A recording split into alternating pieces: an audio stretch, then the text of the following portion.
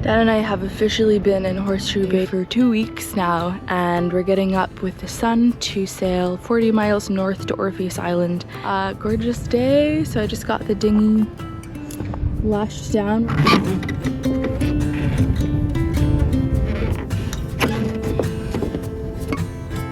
For mellow inland day sails like this, I only put the belly band over the center of the dinghy. On my bigger offshore passages, I lash the bow and the stern of the dinghy, but for this sort of thing, wind on the quarter, I just put the one strap over the middle, and the back kind of sits nicely between this tab and the back of the hatch. Normally I'd lash either side of the stern and the bow, but this is all I need for what we're doing today. I've been in some big seas with this dinghy on the foredeck, waves crashing over the whole boat, and I've never had an issue. If you lash things down really well, it's surprising what they can weather. Today the forecast is 10 gusting 20, so I'm going to put up the working jib and then play around with the reefs in the main. With my new Rolly Tasker sail, it's so easy to reef and unreef the main now that this is sort of my preferred method for those crazy forecasts where there's more than 10 knots variation in the wind.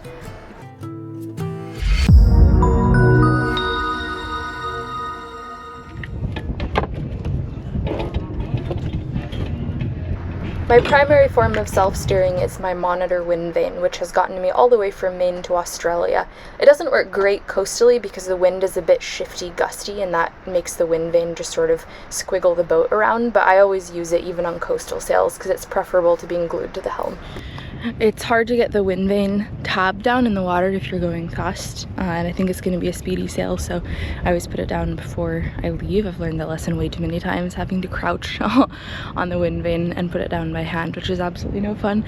The reason there's a towel over the back solar panel is that when I got the new solar, I didn't actually think through the fact that I needed to check if the charge controller could handle more solar, and in fact it can't. So it can only handle 190 watts, and right now I would have 250, two new 100s, and then I put one of the 50s on the back, which used to be 220s.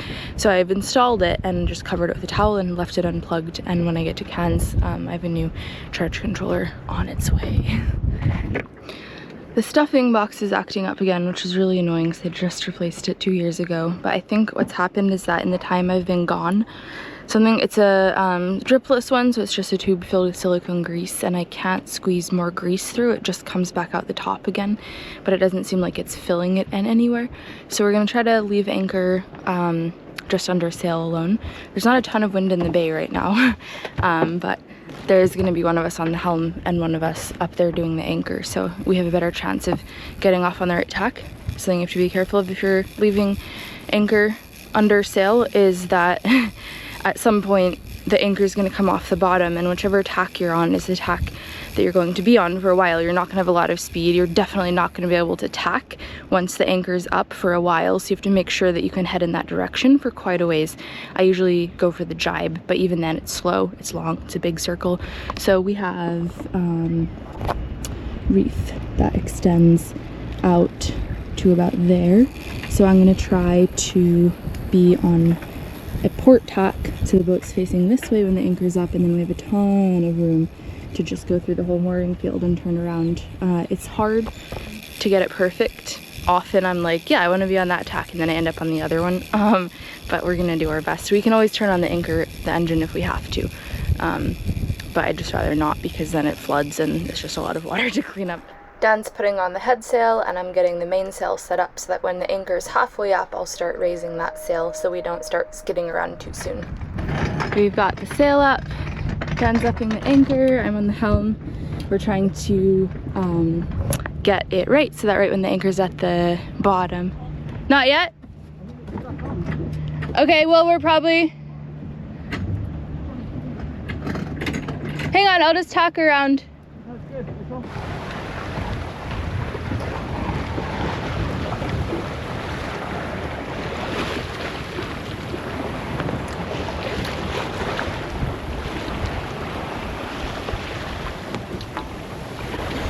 We're off. We left in a squall. The anchor is a bit in the mud because we've sat here for 2 weeks through some pretty heavy blows. I think it just kind of dug itself in. Without the engine, it's a bit hard to pull it out sometimes. So anyway, there's a It's kind of nasty weather today. It's cloudy. There's a big swell rolling through because it's just been really big wind. And we're still in the lee of magnetic, so it's hard to know if we should put up more sail or not, because we don't really know what's waiting for us once we get out of the lee. So we're just gonna kind of plod along. It's free moorings where we're heading up in northwest Orpheus Island, so even if we get in after dark, it shouldn't be too hard of a situation. I'm guessing there's no other boats up there, because I don't know why anyone would have been sailing the past couple days. It's not pleasant.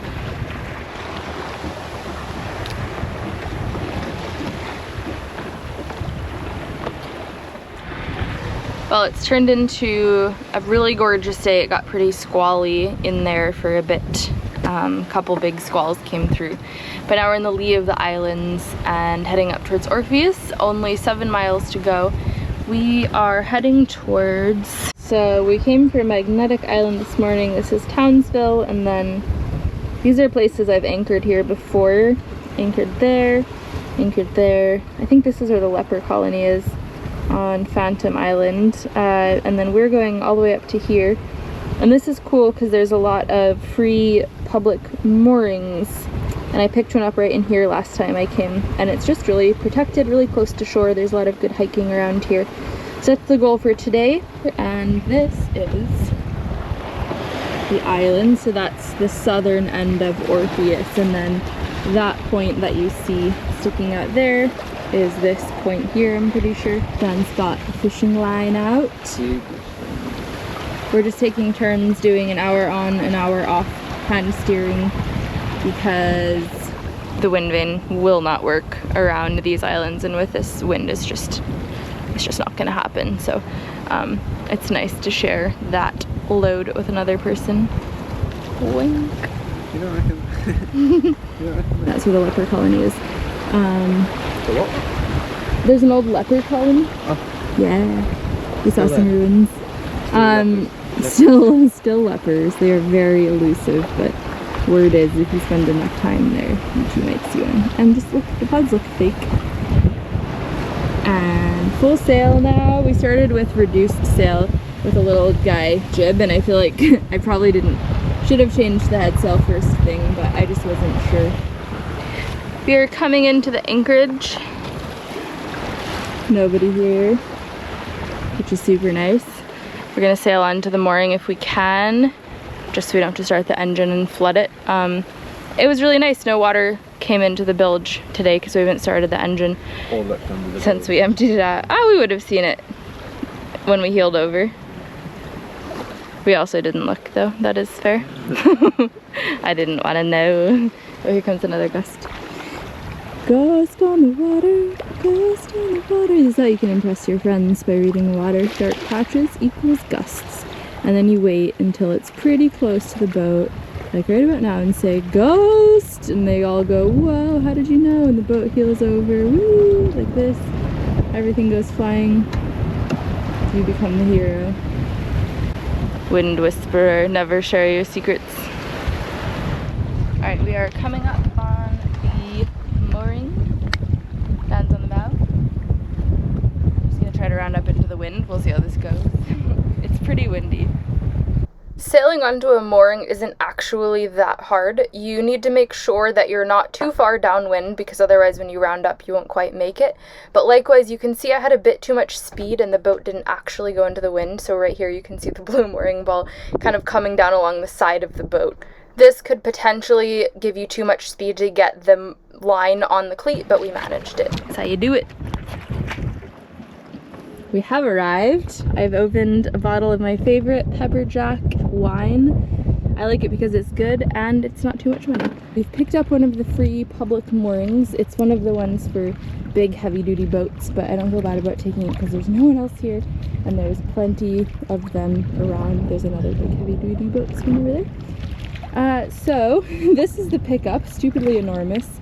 Never even fit on the bow cleat, so we just took a little line and wrapped it around twice just for extra safety, peace of mind, so you can sleep at night. It's not the best line, as you can see it's a little bit chafed. Tomorrow I have plans for picnic, hike, hammocks, books in the shade, etc., etc., but Very good to be here. Welcome to the beautiful Orpheus Island. Last time I was here with Tiga and Julia, it was dead flat, but right now we've got quite the swell wrapping around the corner. And I just wanted to share what I do when the swell is hitting me on the beam. So we're on this mooring and the wind is coming from here, but the swell is coming from here. So I've taken the mooring line and let it to the side of my boat so that it's kind of turning the boat into the swell. Now I could lead it way back here, and I have done that before, but it doesn't change a ton. The boat still drifts back and forth, and since we're leaving it, I just don't want to mess with it too much. Dan and I have packed up all of our stuff, made a thermos of tea, and we're going ashore to escape the roll.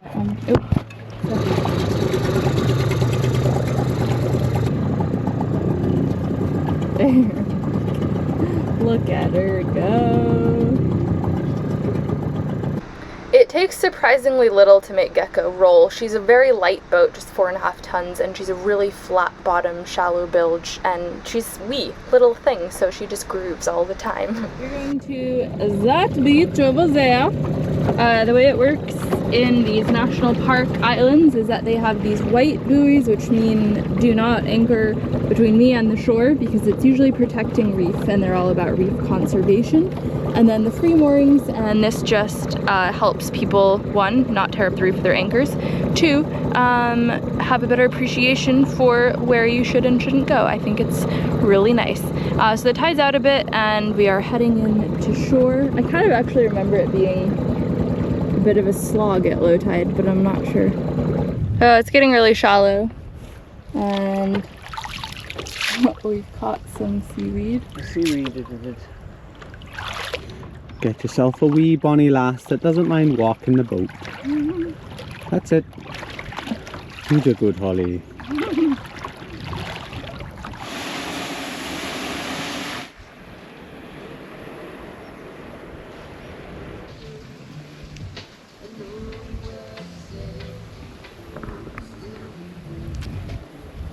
Now we're heading home, and the boat looks way more still than it did before, which is always the goal.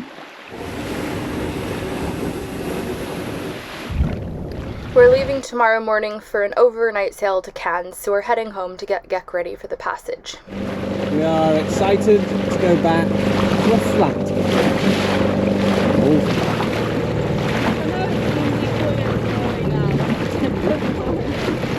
It looks pretty rolly, yeah.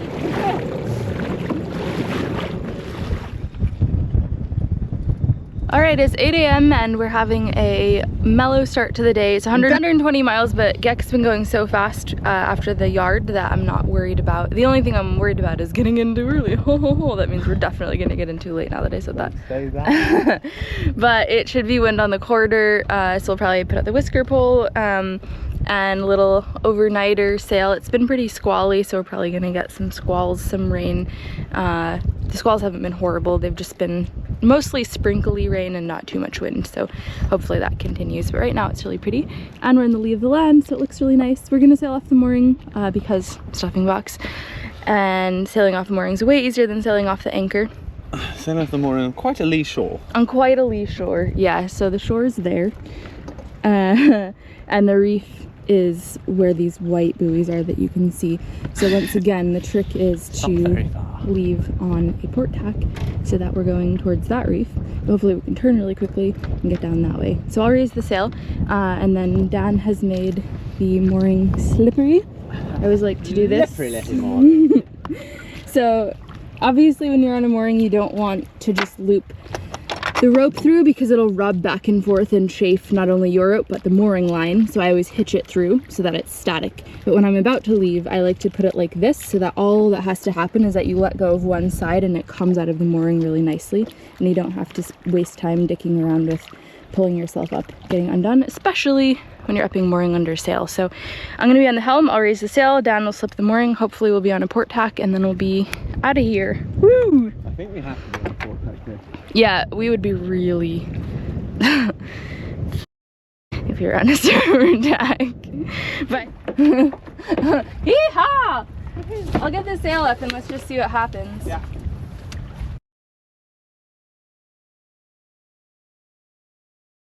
Alright, let her off! Release! Woo!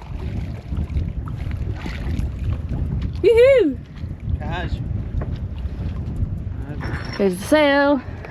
That's Dan. This is me. We're off. Not really sure what the wind and waves are going to be like once we get out of the lee of the land. I'm guessing it's not going to be this flat, but the barrier reef does start to come in really close to shore. There's one point where we're going to be, it's only going to be 13 nautical miles between the edge of the reef and the edge of the shore, which is pretty cool. Hoping it'll make it nice and flat.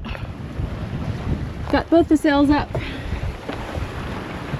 Still in the lee of the island, so not sure what the wind's going to bring, but right now it's very pleasant. So this is the jib halyard, and it runs through the spin lock thing that kind of works sometimes, and so I make it off to the cleat. This is the sheet, also made off to the cleat. Unfortunately they look quite similar, but this one has slightly some green in it. That's the sheet one. Then I do this figure 8 coil on it, because otherwise it'll get little twists in it and it won't go through this guy. And I hang it here. If there's a squall that's going to come that I'm nervous about, I'll take this off and take it off the cleat and just lay it right here, so that if anything happens, all I have to do is open that spin lock and the whole line will just run out really smoothly. I lead it around the winch. I don't do a loop around it, I just make sure it goes from here around here, so, and this kind of straightens it out as it spools out, and then if there's a squall, the whole sail drops and you're good. And it's like a nice little safety.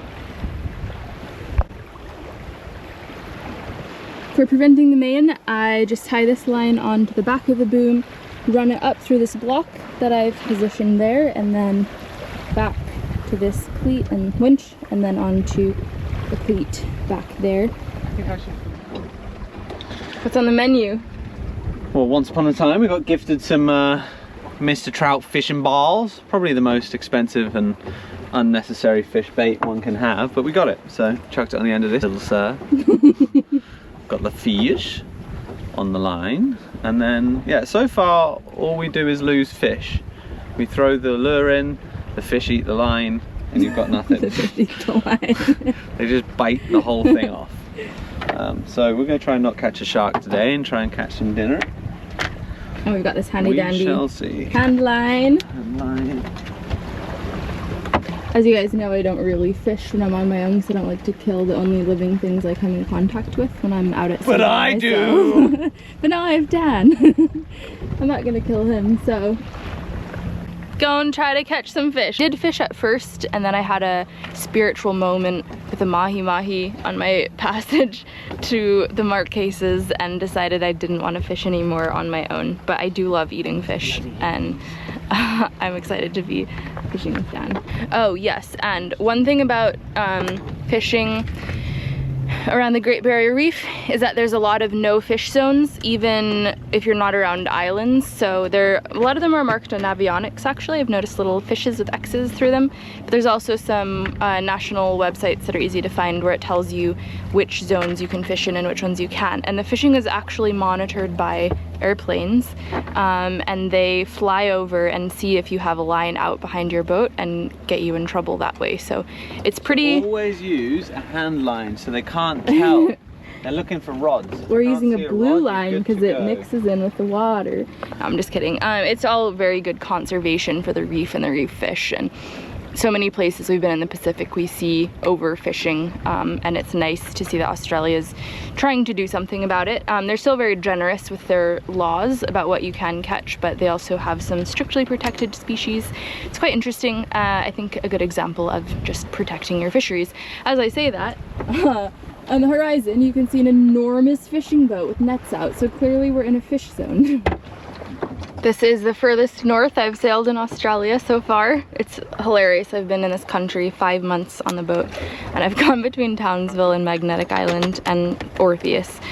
But now we've come out of Orpheus and turned right, so uncharted territory, and as always it feels good to be getting back on the rum line of the big overarching circumnavigation, which is making miles that we're not going to retrace again as I ponder the beautiful vagrancies of life.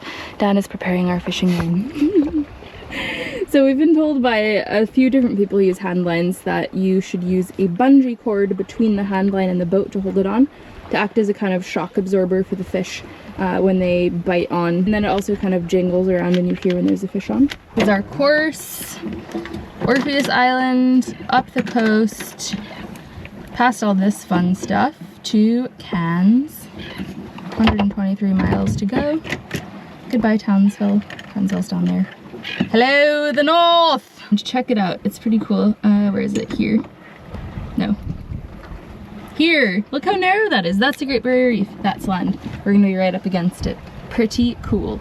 We're also gonna be in a shipping lane a lot of the time. We're gonna try to stay to the outside of it as much as we can. But there are some places where the shipping lane is basically as wide as the space between the reef and the land, so we're gonna just have to be extra vigilant for ships.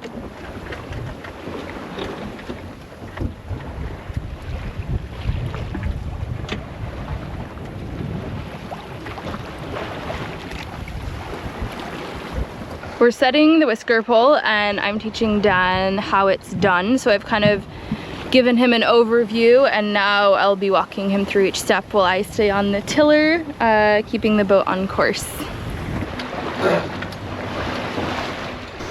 The whisker pole setup on Gek is really straightforward. There's a line running forward and a line running aft to hold the end of the whisker pole in place. There's a halyard attached to the center of the whisker pole that holds it up. It clips onto the mast, and then there's something special that I do because of my hink-on sail and the fact that one end of the whisker pole is actually seized, and the run is different when it's coming from the whisker pole back to the cockpit. It actually runs through the lifelines like you can see here. So tying on a third jib sheet makes it so that I don't have to unrun and rerun the original sheet, and it just makes for a slightly more fluid transition if I go from whisker pole to no whisker pole.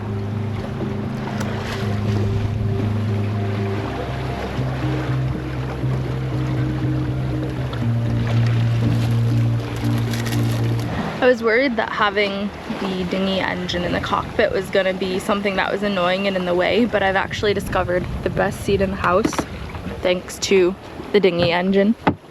So I made these two outdoor cushions out of fabric from Rich and Mel, and you take one and you put it on the ground, you take one and you put it against the dinghy, and then it's like a little throne, and you're right by the wind vane so that you can make adjustments as needed, and you're right in front of the compass, so it's just a very nice place to chill. Right now it's slightly on the high side of the boat, but it doesn't matter because I've got my handy foot to hold me in place. Life is good. For the daytime, Dan and I are doing hour on, hour off watches just because it's really sunny and hot and the other person can rest in the shade. We're both awake anyway, so it doesn't really matter. And we're just paying attention for ships because we're near shipping lanes. The boat's holding a pretty good course right now. We have some nice clean ocean air, so they're not really full on. And then at night we're going to be fully in the shipping lane, so we're probably just going to do 2-hour watches since it's just one night. We're going to get in the next morning. Normally we do longer watches, I think, but in this case it's just a lot of concentration, so it's nice to know that you don't have long to be paying so much attention before you can take a little nap. And it is 2 o'clock in the afternoon and the wind has held beautifully the same since we left. Haven't had to do any sail changes, which is really nice. It's just a gorgeous day. We've only had 1 or 2 tiny squalls, so small that you barely even notice they're there. And it's a bit rolly. It's been a while since I've been sailing, so I'm feeling a little bit like, oh, I'm on a boat again at sea. But mostly it's just really nice. It's sunny, just wing and wing. Wind hasn't shifted.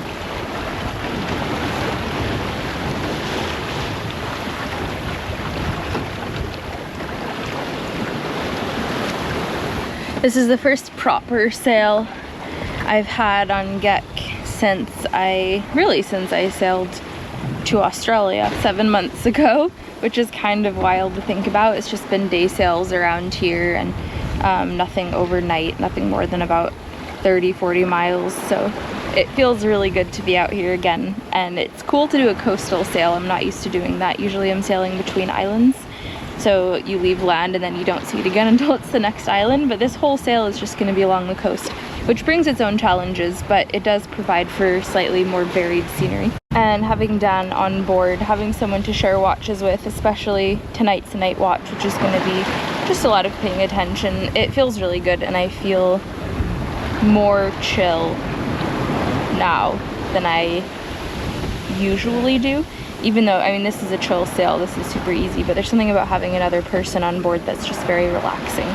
Like, I know that whatever happens, it's not just me dealing with it anymore, it's another set of hands, which just makes everything so much easier, even if it's just someone to steer the boat while I do the sails or vice versa. Something I like to do every now and then is to spray silicone lubricant on the wind vane at all the moving parts, just to prevent squealing and to help to protect it. And I always remember that it needs to happen when I'm underway and it's squealing. So Dan is harnessed in and leaning over the back using his safety gear to prevent himself from falling to lubricate the wind vane as we go. Don't worry, land is right there and I'm right here. I could swim that far. Yeah, totally. It's not the swimming that's the problem, it's the crocodiles. The crocs or the sharks. Thanks for watching this week's video. I put out new videos every 2 weeks on YouTube, and for my patrons, you guys get a snack on the weeks that I don't put out a full-length YouTube episode. If you'd like to come sail with me in the BVIs this April, I'm captaining a boat with the Odyssey Sailing Festival, so check out the link in the description below if you'd like to book a cabin. And thank you to my patrons for supporting me and making this trip possible. If you'd like to become a patron, my Patreon is patreon.com/windhippie, and for one-time donations, I have a PayPal, paypal.me/windhippie, and merchandise, all in the links below. Thank you guys for your comments, I love reading them, and all the tips about the engine and the stuffing box, it's really great. I learned so much from you guys. And thanks Tish for always reminding me when I need to do another edit, helping me get them uploaded properly with my subpar internet and all the weird places that I end up taking my boat. Thanks to my computer for being such a great beast of a machine as I edit these, sweating on my boat in the heat, in the rain, editing these videos, getting them out to you guys. And that is all for now. Patrons, I'll see you next week with a snack, and otherwise I'll see you guys in 2 weeks with another YouTube episode.